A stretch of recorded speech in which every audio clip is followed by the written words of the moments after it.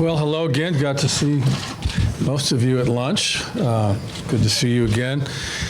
You know, I've taken a minute before we get started and get into the bulk of what we're going to talk about, just to thank the people here at the Courtyard Marriott. This has been an extraordinary effort to get us set up here for the weekend. It's going to be a great facility, a lot of fun. No glitches, everything's going fine. We're excited to be down here and finally set up, and got a lot of work done. Les and the staff did a great job getting us to this point. We still have some work to do as it relates to the board, not necessarily the first pick, but the board itself. And so it's an ongoing process, and you know, we're looking forward to taking advantage of this opportunity to get better. As far as Thursday night, you know, was probably going to take an offensive player. Beyond that, that's about all we can say right now. You have anything to add? I think you're on the right track. Good. Definitely. It's been a fun, I don't want to call it a few weeks since we've been here, but this process starts probably a few minutes after last year's draft, and here we are. So this is always a exciting week where the fruits of your labor are about to, you know, come to fruition. Raise your hand. We have a microphone to answer your question.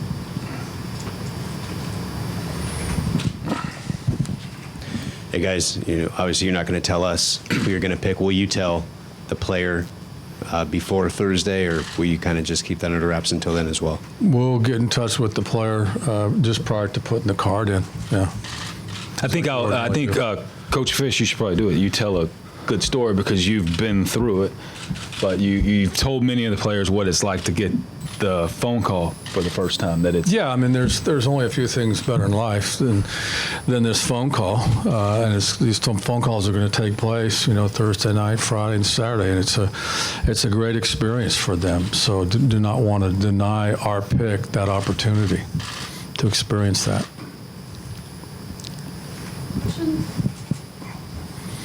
Sorry, we can't see you out there, so. yeah. Hey, Jeff, when you draft this offensive player, what will be the immediate course of action in terms of trying to get this player on the field as soon as possible? Well, it's like anybody else that you draft. You're going to get him in as soon as you can and get into the rookie. We call it a rookie orientation, a rookie/orientation minicamp, and get started. As far as when and how soon he plays, that's something we discussed a few weeks ago. You know, we can't put a timetable on that. We'll play him when he's ready. You know, we have the philosophy we're not going to ask somebody to do something they can't do or subject him to failure, so we'll play him when he's ready. So, but we're very excited about getting him in and getting started. Who's going to be in Chicago for you guys? Who will give the card to the commissioner? It is really Jim Lake, our equipment manager, has always been awesome. a traditional Rams employee to go to the draft. So I think each club has someone like him, and it's not necessarily someone in, you know, coaching or player personnel. It's right. usually someone on staff and football operations who may have a less intimate, you know, role with the draft. And do you get extra Marriott points because you scheduled your draft party here? You know, I know there's a lot of scouts that are back at Oxnard that would really be excited about that, since they rack up a lot of those during the fall, getting us to this point. Les, how much, I guess, think tanking goes on with the coaching staff when it comes to draft pick like this? Like, let's say Jared Goff, he's played mainly in a shotgun-based offensive system. Do you say to the coaching staff, hey, look, if we take this guy, here's some things that you might have to do, or is there more talk, here's what we're going to have the player do to fit what we want to do offensively? You know, there's a lot of think tanking that goes into that, because, you know, and it's two sides of that, as we said. One's getting to the point of the decision you make, and the other one, and probably the most important one, is, you know, working to make that decision work. So, and that's the coaching staff, Jeff and his staff, are a huge part of that process. So, you know, you talk through the traits you're looking for, and there's a lot of them, and how they fit, and what we've already got planned to do, and if there's any, you know, tweaks you do to that. But anytime you make a pick like this, and would probably every pick in an NFL draft, because they play sooner than later. There's no minor leagues. In football. So they're going to be asked to get on the field sooner than later, and the coaching staff will have a big part of it. So I always go this, is there a fit? Does he fit? Does this player fit what Jeff and his staff is trying to do? For both of you guys, if you'd like, just this past month from St. Louis to Agoura to Oxnard to Los Angeles downtown, how's it been just from an organizational standpoint, trying to accomplish what you wanted to accomplish? Anything that surprised you, anything that challenged you? Been no surprises, with the exception of the people that work tirelessly to get this thing done, to get us packed up and to get us out here and get us set up. If there are any surprises, these people surprised us as to how impressive their effort was to make it seamless for us, to be able to walk in the door and have video and have internet and have what you need without any glitches. It's really been special. It means a lot to a lot of people in this organization, and I think it just speaks volumes of the organization itself, because the organization is extremely excited about being here, and everybody's willing to work 24/7 to help us become successful. Yeah, this is back here. It's a question for both of y'all. Given that there seems to be two clear candidates for the number one pick, how much pressure do you feel to get it right? I mean, how much are you going over? How much pressure do you feel? I think I'll answer. I mean, I don't think you don't feel pressure because you at the end of the day, yes, I'll say this, and I'm not being political here, trying to, kind of be, whatever in a press conference. But I do think both of the players are very good, and they're both going to have very good careers. But I can tell you that we wanted to get to number one so that we would have a choice and be able to pick one of the two. So, but in terms of pressure, just because there's two, I don't think that's anything added, because we wanted to get there to make that choice and have the opportunity to pick one of the two. How closely will you be paying attention to what other people are doing and then seeing who might still be out there in free agency? Well, we're going to obviously pay very close attention to the draft. I mean, we have every year we have a board, and you want to make sure your board's right. And as they start coming off, then you get a feel for the way things are set up. So we're going to make our pick and get back in there and be fascinated by the first round on Thursday night, and what decisions are made and who traded to where and who went to different clubs. And then of course we're going to have to do that again on Friday. So we're going to pay very close attention to it as we begin to position ourselves to start picking on Saturday. Front row to your left. Can you see me here? Yes. Okay, great. There's a good angle through. Okay. Have you decided who you? I've got some follow-ups here, but have you decided who you're going to choose? Maybe. Okay. You have. I think I said that a couple weeks ago. Didn't I say maybe? Yeah. I wasn't here.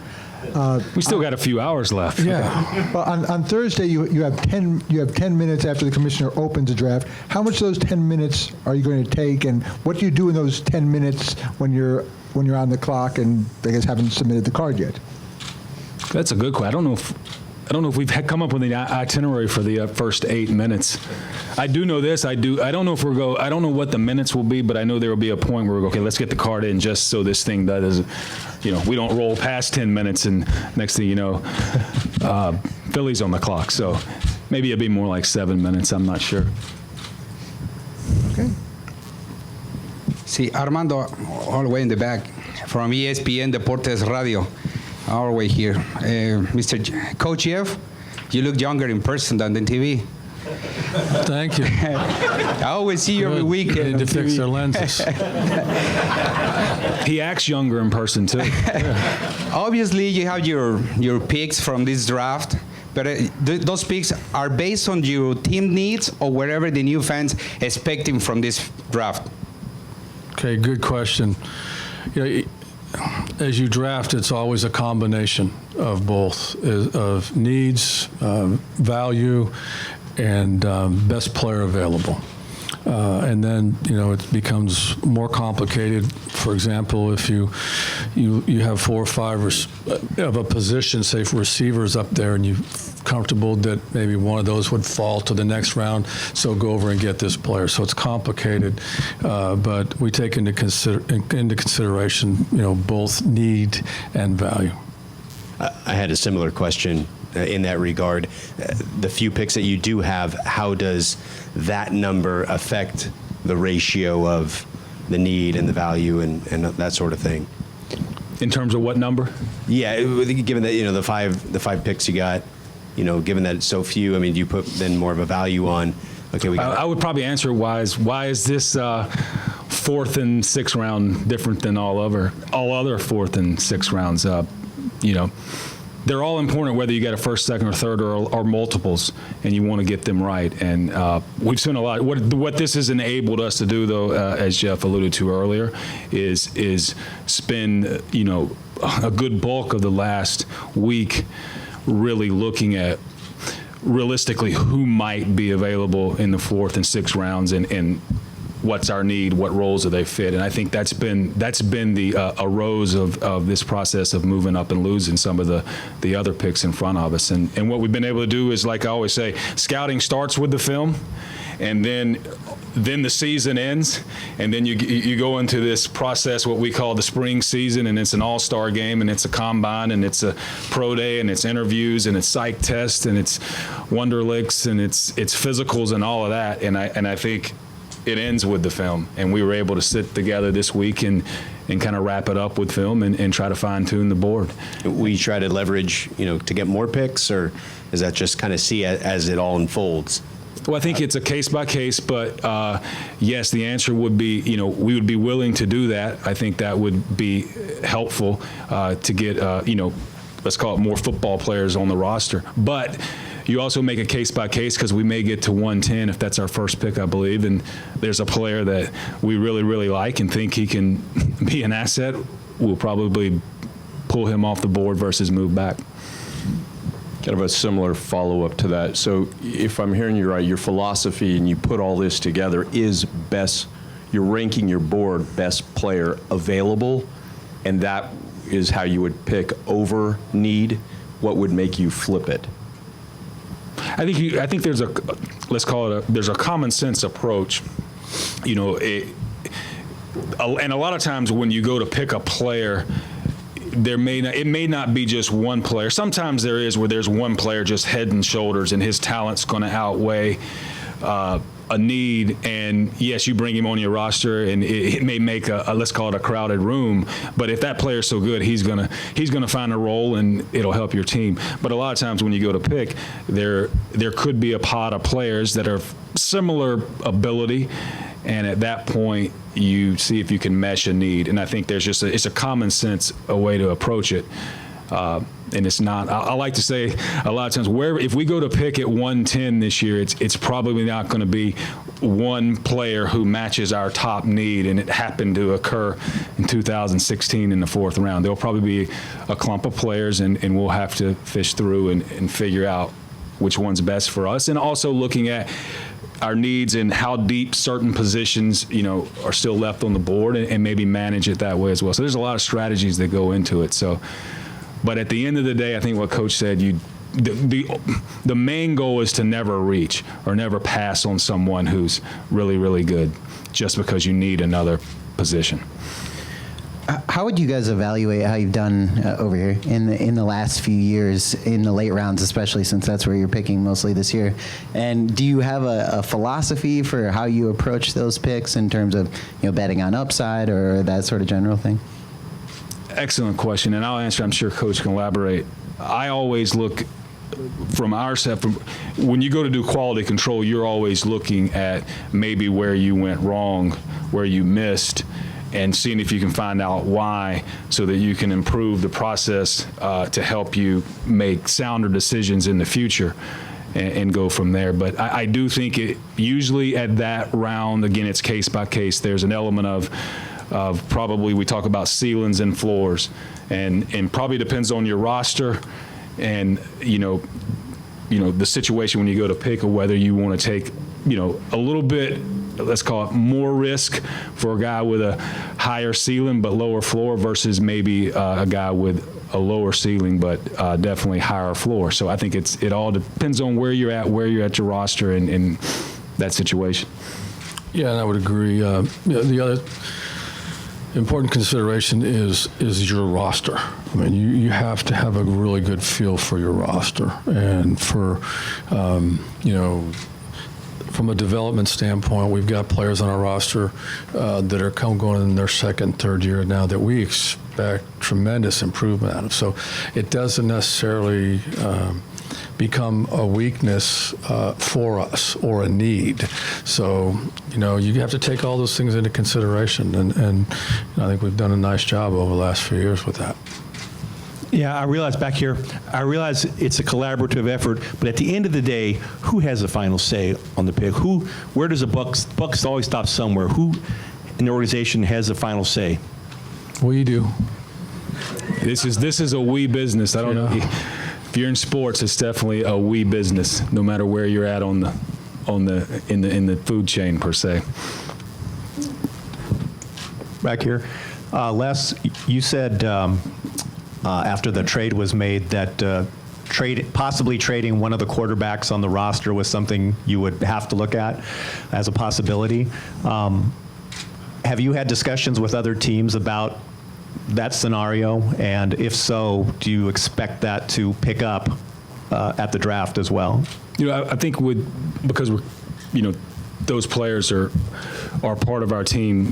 Mentioning the first, the question before us, it's a we thing. I'll probably keep those conversations in house, and I do think just to answer it without avoiding it is a lot of teams are going to probably go into this draft because there's quarterbacks available in the draft and see what happens there. And then once those guys come off the board and they figure out their situation, there may be calls. But hey, since Flacco and Matt Ryan were selected first in the first round back then, pretty much the quarterbacks are starting games in their first season. Is that just the expectations of the NFL today, that you're drafted in the first round, you're going to be starting games in your first season? Not necessarily. I think it's a case-by-case basis. It really depends on the quarterback himself. A lot of quarterbacks have been successful and haven't started their first year. Been very successful, won Super Bowls. Both these quarterbacks started both, in their rookie years and were successful. So it's a case-by-case basis. So, when we draft an offensive player Thursday night, that's going to be a question that's going to come up, and our response is going to be he's going to play when we think he's ready to play. It may be the opener, it may not. I think I'll follow up. I think in college football, because the games, they're differentiating themselves, probably from a wider gap than in the past, the college game to the NFL, and that's a credit to college football's innovation. I do think with all positions, and then whether it's a linebacker, trying to stop a more spread style offense or an offensive lineman, there's probably a little more. You're going to be a little more patient with a college player these days because, hey, they can still play the NFL game, but rewiring their central nervous system to learn your game may take a little longer. I think we're going to see that coming. We'll get a couple more, Jack. Just kind of follow up on Bill's question about kind of who has the call. Could each of you kind of talk about your relationship with the other in terms of decision making and leadership and that sort of thing? How the two of you have to kind of be on the same page? Yeah, we've worked together since day one. We've been through a lot. We've had some great wins, had some tough losses, and had some exciting drafts and signed some key free agents together. We've done a lot together. Yeah, I agree. I concur. It's a very important relationship, and I think we open with a question where, especially in pro football, and I hadn't been in the other sports. So like I said, there's no minor leagues. I know a little. I certainly can't play basketball, but I do think there's a segment of making a decision, and there's a segment of working to make that decision work. And I think that's where, our relationship has to be key, because we got to be on the same page, because we're all moving in the same direction, going up the same hill, fighting the same battles. I know a lot of people will talk about skill set and the physical attributes of a quarterback. I'm curious, what role did the chemistry in the face-to-face interview play in giving you guys confidence that this is the right guy? Well, we've spent a great deal of time. We've had several visits, probably 3 visits with each quarterback, and hours and hours and hours, and done the research and the study and the due diligence, and talked to dozens and dozens of people that are close to both the candidates. And so we've done our work. And, as Les said, they're both going to play in this league, and they're both going to be very good players. Okay, and Jeff and Les, both of you guys have been through it where you have started rookie quarterbacks and had success. Is there a formula, the best way to support a rookie quarterback that first year? And Jeff, kind of going back to what you were saying about knowing your roster, how are you best situated to support a rookie quarterback, and where do you need to kind of build to help in that process? Yeah. I know how this one's going to be answered. You know where this is coming from.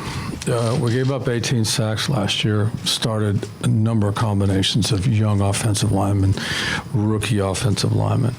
It starts there. We feel really good about the group that's going to end up starting the season. There's tremendous depth.